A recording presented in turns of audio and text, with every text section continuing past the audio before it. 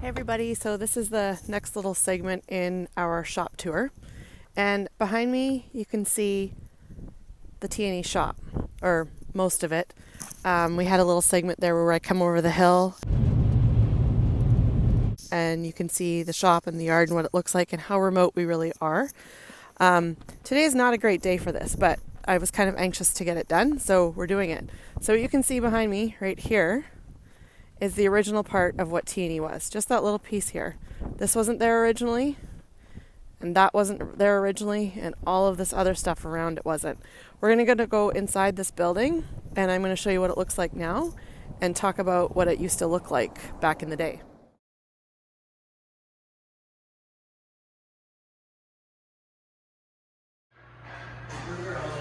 So I'm inside the building that you could see from the outside in the earlier portion of this video. And this is originally the shop that was built on the property here in 1982. And for years, all of those years before we started T&E, it was Neutral Hills Trucking, and he would park big trucks in here. And when I stand in here now, it's hard to imagine that that's what it was used for or how much we actually did in this space, because it's not very big. I'm going to work on getting what the actual square footage is, but it's fairly small. So we ran T&E out of this space for quite a few years, starting in the late 2000s when we added on that portion there, which we'll go in and have a look at. But we had our CNC machines in here, we had key seaters in here. They repaired, they rebuilt, they built brand new. We did shipping, receiving, we pulled the trucks in, they did installations, they did all of the welding. Everything was done out of this space.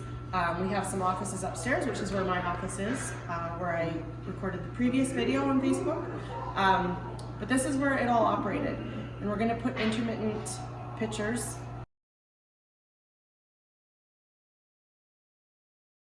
of what it looked like back in those days so that you can see what happened. What this place is now, it's fondly referred to as the dungeon because it had no windows. It had overhead doors there and there, which are now closed in, and we've got addition onto.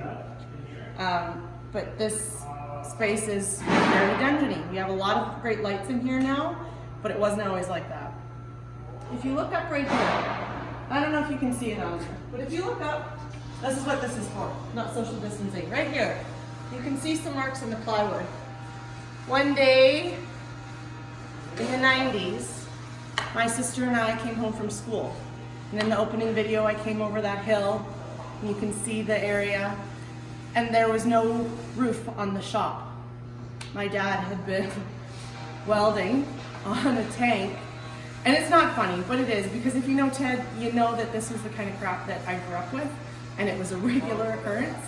The hatch was laying in the Ferences field, there was crap everywhere, and it had happened earlier in the day, and my dad was in here mostly by himself. There was one other guy, but he was off in another part of the shop. There was an addition that I'll talk about too that had been on here that was the offices and coffee room for quite a while.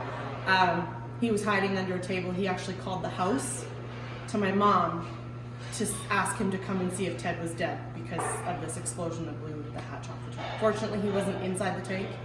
He was outside it because, I mean, you guys know what the oil patch is like. Crap like that, you don't walk away from. Ted managed to, but lots of other people aren't so lucky.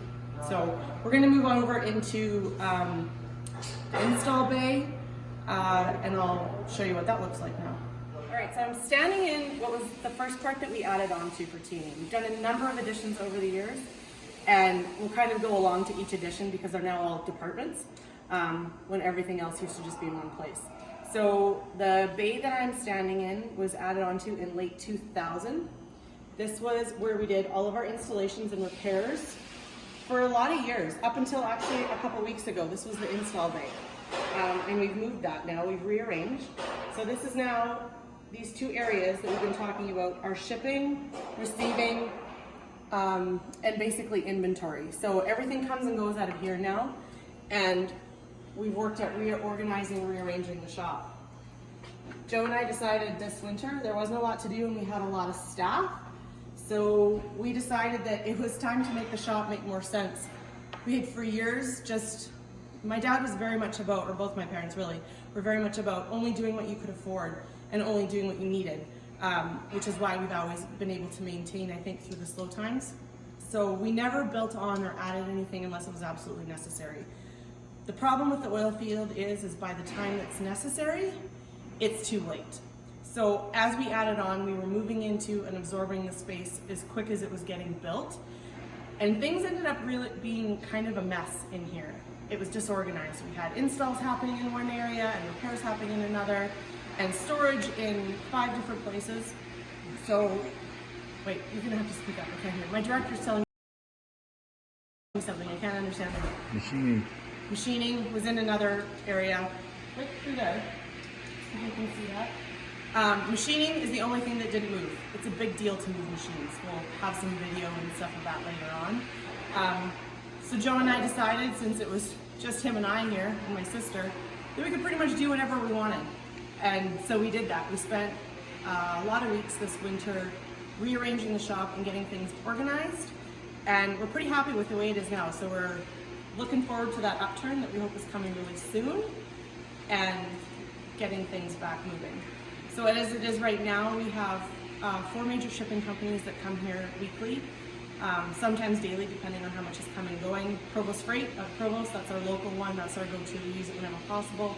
Manitoulin, Highway 9, Rosenau comes occasionally, but it was a big deal to get those guys to come out here. They were not into it because we're not in town, and they didn't want to have to drive all the extra way.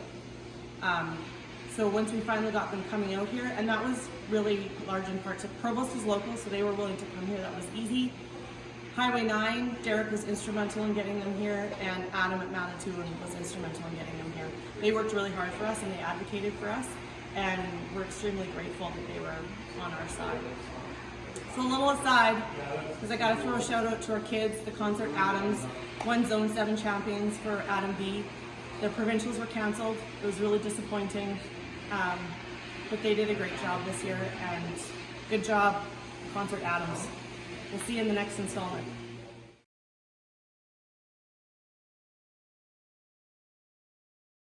This ship is right on.